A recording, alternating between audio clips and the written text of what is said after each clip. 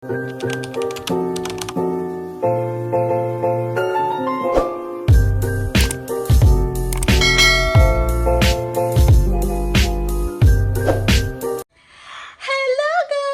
Welcome back to my YouTube channel for today's video. Ito na yung pagbabalik ko sa YouTube world! Hello mga katitas! Guys, pakilala ko sa inyo yung baby ko. Ito si Clark! Huwag mo kainin niya din. Bye!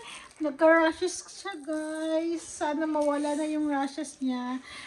Pinanganak si Clark last year, May 16, 2025 guys. Medyo na-busy lang ako guys. Hindi po ako masyado nakapag-upload. Pero this 2026, mag-upload na kami. Para may mga memories din si baby sa YouTube channel namin. Stay tuned kayo guys at abangan nyo po yung mga upload namin ng baby ko. May ganito pala siya guys kasi para protection sa ulo niya pag matumba siya para hindi siya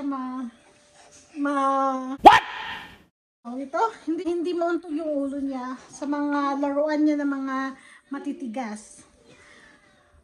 Matagal-tagal din ako nawala guys kasi nung nag-process kami ng papers ko papunta dito sa Canada. Tapos, nung nabuntis ako kay baby,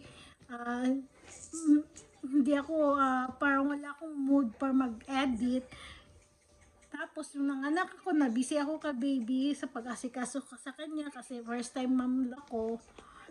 At ngayon, medyo okay na guys. Mag-upload na ako para may memories din si baby sa YouTube channel namin.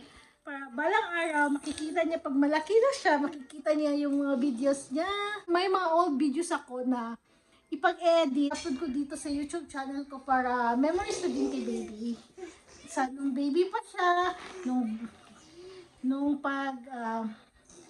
basta maraming videos guys. Hindi ko na maisa-isa guys.